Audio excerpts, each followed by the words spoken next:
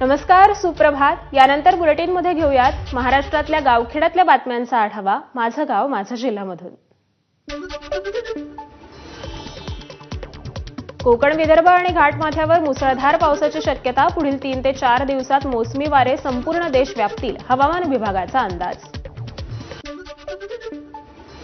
अकोल्याच्या बाळापूरमध्ये पूरस्थिती। मनारखेड बॅरेजच्या गेटमधील बिघाडामुळे शहरात पाणी शिरलं। घरात पाणी शिरल्यानं नागरिकांची धावपळ।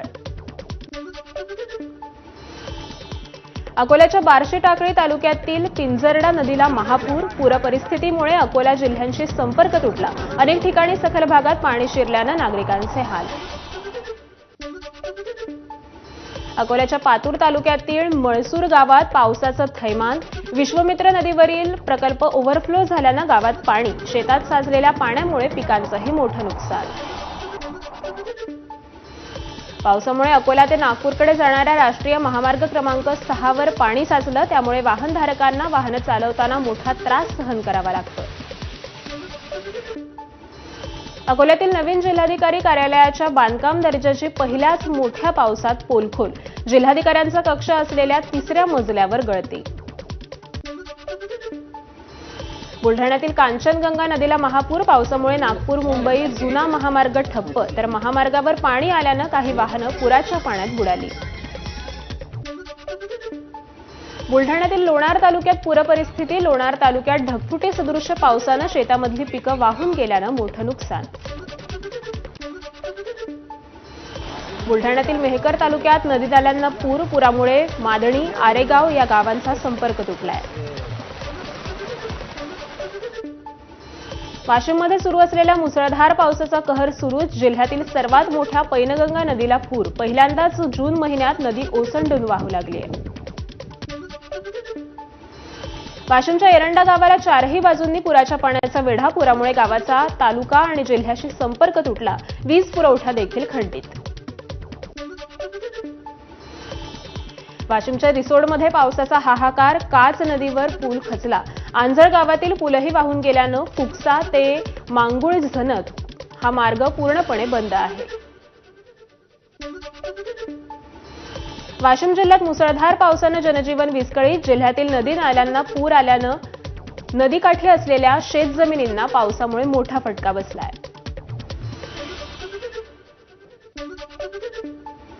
वाशिमच्या उतावळी नदीला पूर। छत्रपती संभाजीनगर ते नागपूर महामार्गावरील वाहतूक ठप्प झाली होती। मात्र थोडं पाणी कमी झाल्यानं जीव धोक्यात टाकत नागरिकांची पुलावरून वाहतूक सुरू।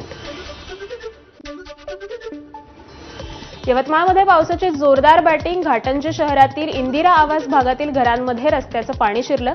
घरात पाणी शिरल्यानं अनेक घरांचं नुकसान।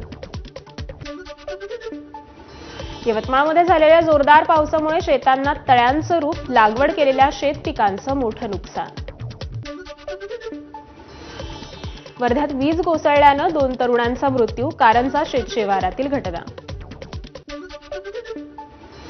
वर्ध्याच्या डिगडोह 3 शाळकरी विद्यार्थी पुराच्या पाण्यात अडकले। 3ही विद्यार्थ्यांना पुरातून सुरक्षित बाहेर काढण्यात प्रशासनाला यश।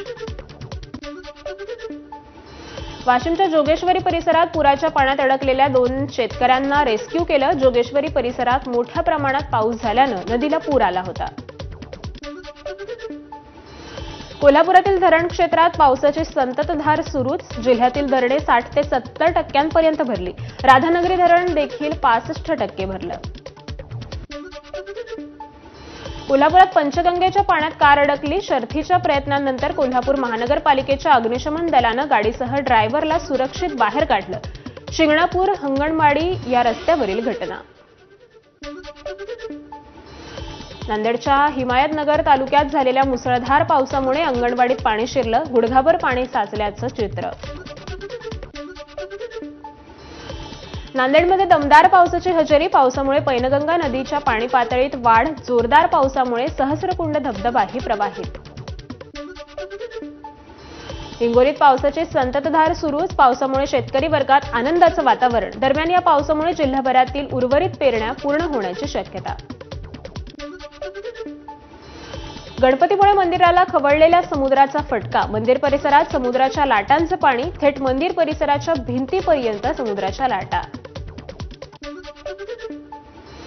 कोकणात सलग 2 दिवस समुद्राला उधाण. सध्या कोकणातल्या किनारपट्टी भागात उंच लाटा उसळताना दिसतायत. त्यामुळे नागरिकांना काळजी घेण्याचं प्रशासनाचं आवाहन. रायगडच्या महाड तालुक्यातील काळ नदीवरील झुलता पूल वापरासाठी बंद. पूल वापरासाठी धोकादायक असल्यानं प्रशासनाचा खबरदारी म्हणून निर्णय. सातपुड्याच्या दुर्गम भागात मुसळधार पावसामुळे शाळेच्या इमारतीला गळती. नंदुरबारच्या बारी सुरसगममधील जिल्हा परिषदेच्या शाळेत इमारत जीर्ण झाल्यानं विद्यार्थी संकटात. धुळे शहरासह परिसरात पावसाची संततधार. पावसामुळे वातावरणात गारठा. जिल्ह्यात पुढील 2 ते 3 दिवस मुसळधार पावसाची शक्यता. बीडच्या नारायणगडच्या उत्तराधिकारीवरून वाद उफळला. संभाजी महाराजांना पंचक्रोशीतील ग्रामस्थांचा विरोध. कराडच्या विजय दिवस चौक परिसरात 60 वर्ष जुनं झाड तोडण्याचा अज्ञात व्यक्तीचा प्रयत्न. घटनेच्या निषेधार्थ मनसेचं आंदोलन. गावकऱ्यांच्या समस्यांबाबत गडचिरोली जिल्हा काँग्रेस कमिटीचं अनोखं आंदोलन. हेलिकॉप्टर घ्या पण गाव तालुक्यात या साहेब, असं म्हणत आंदोलन करण्यात आलं. 9 महिन्यांपासून निराधारांच्या खात्यावर एकही रुपया जमा नाही. अंबेजोगाई तालुक्यातील 27,000 निराधार अनुदानापासून वंचित. या विरोधात बीडच्या अंबेजोगाईत निराधारांचा आक्रोश मोर्चा. भाजपच्या बबनराव लोणीकरांनी शेतकऱ्यांवर केलेल्या विधानानंतर युवक काँग्रेस आक्रमक. बबनरावांच्या प्रतिकात्मक प्रतिमेला मारले जोडे. तर लोणीकरांनी शेती करून दाखवावी अन्यथा आमदारकीचा राजीनामा द्यावा, युवक काँग्रेसची मागणी. सांगलीच्या विजयनगरमधील शाहूनगरमध्ये पतीकडून पत्नीची हत्या. चरित्राच्या संशयावरून हत्या झाल्याचा पोलिसांना संशय. या प्रकरणी संजयनगर पोलीस ठाण्यामध्ये गुन्हा दाखल. रायगडमधील महाडमध्ये 4 मजली इमारतीच्या टेरेसवरून पडल्यानं 20 वर्षीय तरुणीचा मृत्यू. रिया चौधरी असं तरुणीचं नाव. बीडच्या परळीत 3,70,000 गुटख्यासह दुचाकी जप्त. धाड टाकत पोलिसांनी कारवाई केली आहे. भंडाऱ्याच्या तुमसर शहरात दुकान फोडल्याची घटना. 12 दुकानं चोरट्यांनी फोडून रोख रकमेसह लाखोंचा मुद्देमाल चोरी करून नेल्यानं व्यापाऱ्यांमध्ये खळबळ. चोरटे सीसीटीव्हीमध्ये कैद. गोंदियाच्या सौदड गावातील हरणे कुटुंबियांच्या घरावर दगडांचा वर्षाव. दररोज होणाऱ्या दगडांच्या वर्षावानं हरणे कुटुंबीय दहशतीत. हा कोणाचा खोडसाळपणा आहे की आणखी काही, याचा गुपित कायम. मुंबई गोवा महामार्गावरील खेडमध्ये रस्त्यावर डांबर सांडल्यामुळे अनेक गाड्यांचे अपघात झाले. डांबरचे बॅरल घेऊन जाणाऱ्या कंटेनरमधील बॅरल लिकेज झाल्यानं डांबर रस्त्यावर आलं. पंढरपूर पालखी मार्गावर पुन्हा अपघात. खाद्यतेल घेऊन जाणारा टँकर घाटात उलटला. 5 दिवसात घाटातील दुसरा अपघात. सुदैवानं जीवितहानी नाही. सांगली शहरात एसटी खाली आल्यानं विद्यार्थिनीचा मृत्यू. 21 वर्षांच्या शर्वरी कुलकर्णीचा जागीच मृत्यू. दुचाकी एसटीला घासल्यामुळे तोल गेला. सांगलीच्या सिव्हिल रुग्णालयात मार्गावर हा भीषण अपघात झाला. अकोल्यात अज्ञात वाहनाच्या धडकेत एकाचा जागीच मृत्यू. अकोल्यातल्या बळापूर शहरातल्या अकोला नाक्याजवळील घटना. माहूरच्या रेणुकादेवी मंदिराची संरक्षक भिंत कोसळली. पुरातत्व विभागासह मंदिर प्रशासनाचं दुर्लक्ष. सुरक्षिततेबाबत प्रश्नचिन्हही उपस्थित. जळगावच्या पुष्पतला बेंडाळे चौकात चंद्रिका सॉ मिलला भर पावसात मोठी आग. शॉर्ट सर्किट झाल्यामुळे आग लागल्याचा प्राथमिक अंदाज.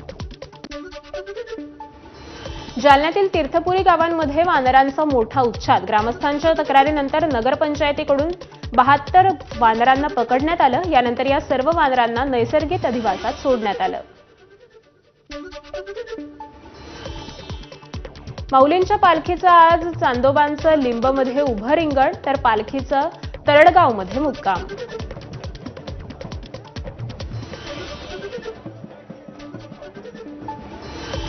बीडच्या आष्टी तालुक्यातील संत मदन महाराजांच्या पालखी सोहळ्याला सुरुवात. दिंडीच्या पहिल्या विसाव्याला मुस्लिम बांधवांकडून महापंक्तीचं आयोजन. गेल्या 21 वर्षांपासून सुरू असलेली महापंक्तीची ही परंपरा.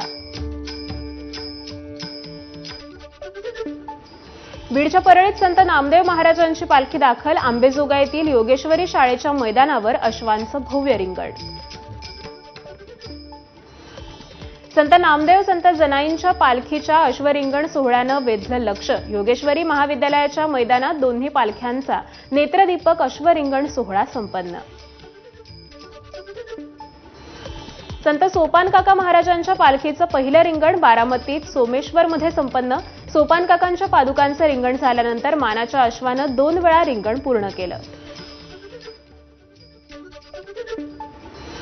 खासदार सुनेत्रा पवार संत तुकाराम महाराजांच्या पालखी सोहळ्यामध्ये सहभागी. सुनेत्रा पवारांकडून वारकऱ्यांना रेनकोटचं वाटप.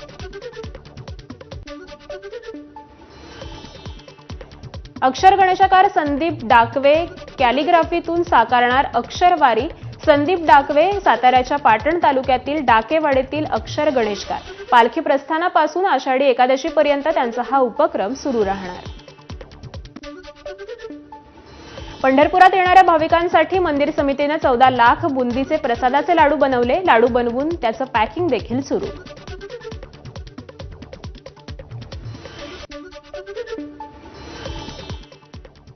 वेगवान घडामोडींचा आढावा पूर्ण झाला. यानंतर पाहूयात काही बातम्या.